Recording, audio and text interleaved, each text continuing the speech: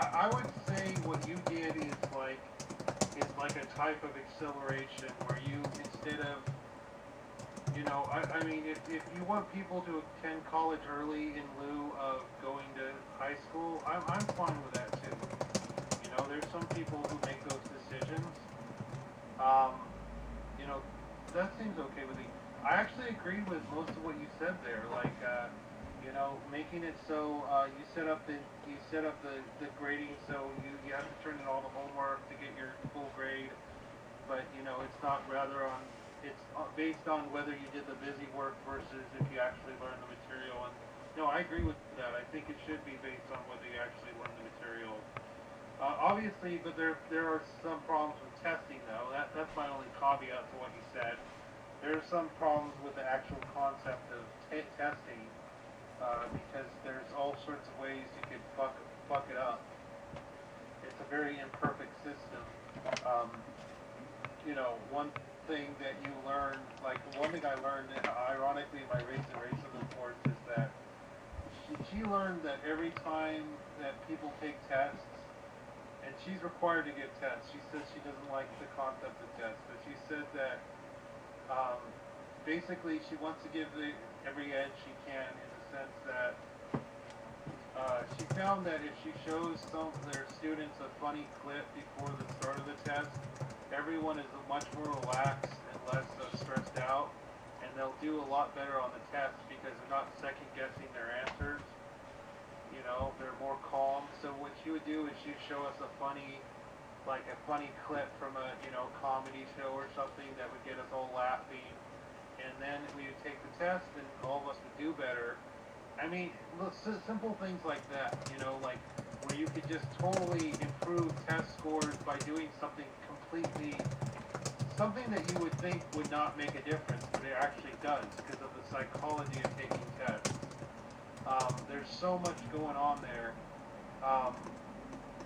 and that's my only caveat. But like, I definitely agree. Like, busy work in general. Like, I was never one to like turn in homework all the time. Like, if I felt something was not worth my time, I wouldn't do it. So yeah, you're right. You're right. Those kids should be, you know, identified. I think we could try to reach those kids. I know that when I took math classes, I always loved the fact that when I did really bad at math classes in high school, but when I got to college, I did a lot better because a lot of the college classes don't require you to turn in homework at all. They don't grade it. They don't. All they do is give you an exam. They assign homework. You do it if you want, and if you understand the material, you'll do well on the test. I mean, that's simple as that. Like, and I would do just enough homework till I felt confident doing the test, and then I would, I would do it myself. Like, actually, one of the best tricks I learned from one of the tests, from the classes I had, practice test, exactly. Practice test was what I learned from my teacher, that he said, set up a practice test, and I got perfect scores on all my tests by doing that. Like, if you knew what chapters the material was, like, I would just take answers from the textbook, set up a practice test, and just keep retaking the test until I got a perfect score. And, you know, you walk right into class, and you walk right into class and ace every test and do it within, like, 15 minutes. So, that is a lot better method, you know?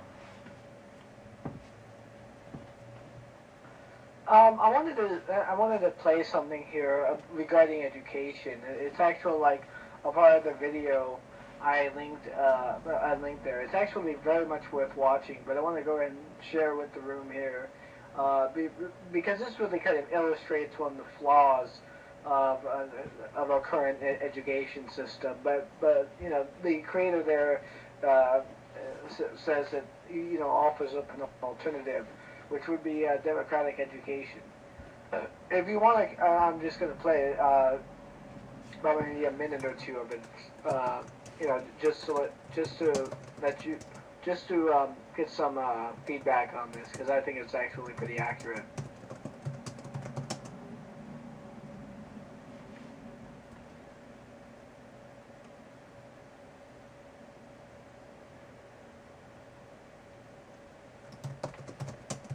libertarian society. We don't have to look to another time or another country. We can find it here in America. Democratic schools have all the hallmarks of a libertarian society. Much like the government and the private sector, our compulsory public educational system is authoritarian in nature. All decisions are made at the top and flow down. Children are perceived to be empty vessels to be filled by what the state deems to be fit. They are to be disciplined, numbered, broken, and humiliated into obedience and molded for society. Before I discuss democratic schooling, it is essential to understand where and how public education came to be. We have to go back to 1806 when the Prussians were defeated by Napoleon's troops. After their defeat, the Prussians started to become introspective about their own institutions. This introspection led to the conclusion that Prussian pride and power could only be restored by restructuring that system. A strategy was devised, which the Prussian government would set up forced government educational system, which would turn out well-disciplined students who would follow orders without questioning authority.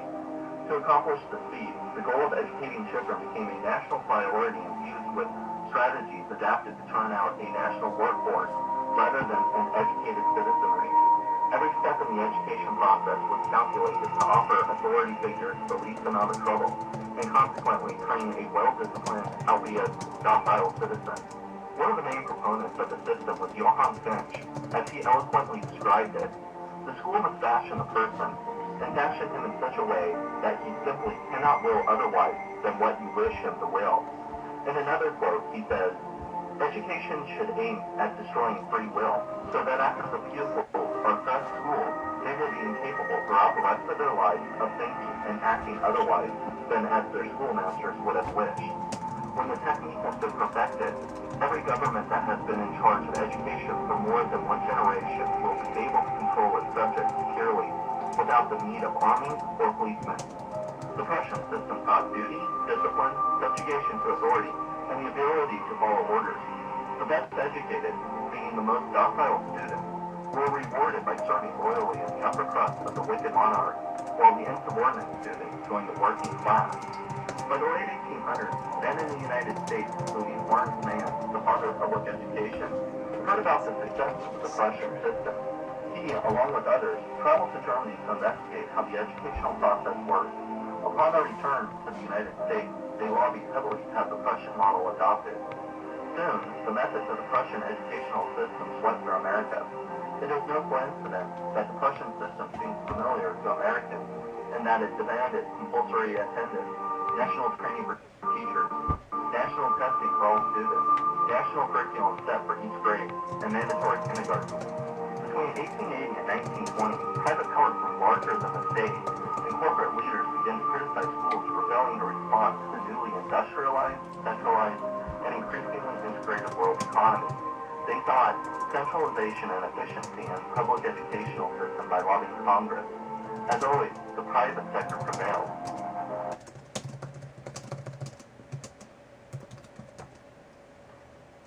Wow, I thought that whole thing was a load of shit, but I mean that is just totally moronic. That person there probably listens to Alex Jones, and like this whole concept that the only purpose of a school is to set you up to be obedient to the machine, man. I mean, that is just retarded. I'm sorry, that whole thing just reeked of someone who is not, all he cares about is the fluoride that he thinks is in his water, and he probably is concerned about chemtrails. That guy is a moron. I'm sorry. I almost started laughing at it. It is ridiculous.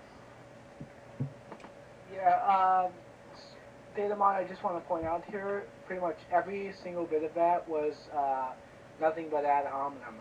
But just to point out here, the people who he quoted from are actually advocates and the people who designed the Prussian system. Now, in many ways, I just want to go ahead and point out here that he doesn't listen to Alex Jones. He actually criticizes him. He's not one of those individuals who believes fluoride in the water and whatnot. But in many ways, that's actually how the Prussian educational system was set up. You know, there are a number of quotes that can be read off to you if you want regarding the Prussian system, and how it was done so simply to conform a society to obedience of the monarchy that existed within the system. You know, but to be honest, I don't agree with him that the whole thing was actually spread to the American system through design. I disagree with him on that. To be honest, I just think that the whole thing was more or less adopted simply because it looked good and seemed to consist to national uniformity, which, to be honest, isn't that hard to believe. But yeah. Correct me if I'm wrong here, but the Americas was one of the first countries in the world to have in fact, I think we were the first country in the world that had mandatory public school, or we had public schooling that was, universal. We were one of the first countries to have that, if not the first. So this whole notion that we got these ideas from Russia is laughable. We don't have a top-down system. We have general things in the Department of Education, but they are not. This guy's talking like they are they're basically dictated by the president, or I guess in his case, he thinks that he's a dictator of the United States, and he basically sits down and writes out a list of things he wants his subjects to learn, and then they just disseminate that to every school in America, and that's simply not the case. Already education is controlled at the state level and at the local level, at the district level. As you get closer and closer to the actual student, they have more and more control. I mean, this guy is not talking about a world that we live in. He's talking about a gross misunderstanding of how our education system works. He is trying to pitch something. He has this idea, and in order to sell his idea, he is misconstruing what our education system does. Now it's true that we are trying to train kids so they can hold jobs. That's not a secret. I mean, that's kind of what you want to do, because if you're not training them so they can work, then they're not going to be able to get a job. I mean, that's why people go to college, isn't it? I mean, you don't go to college because oh man, I'm curious about the world and I want to learn more of the world. No, you go to college so you can get a job. I mean, why is this shocking? I mean, why is this such a conspiracy that people go to school so they can learn the skills they need to work in a job? I mean, I believe in compulsory education. I do. I think it's something that we should do. Like, I think that kids should be required to go to school. I'm sorry. Oh, I guess I'm... Now, at the same time, I think that I'm not against homeschooling. I'm not against homeschooling provided that they meet standards. And now, I know that there are some problems with homeschooling, and if I had kids, I want to homeschool my kids because I think that isolating them from the world is not a good thing. But at the same time, homeschools can do certain things better than public schools can.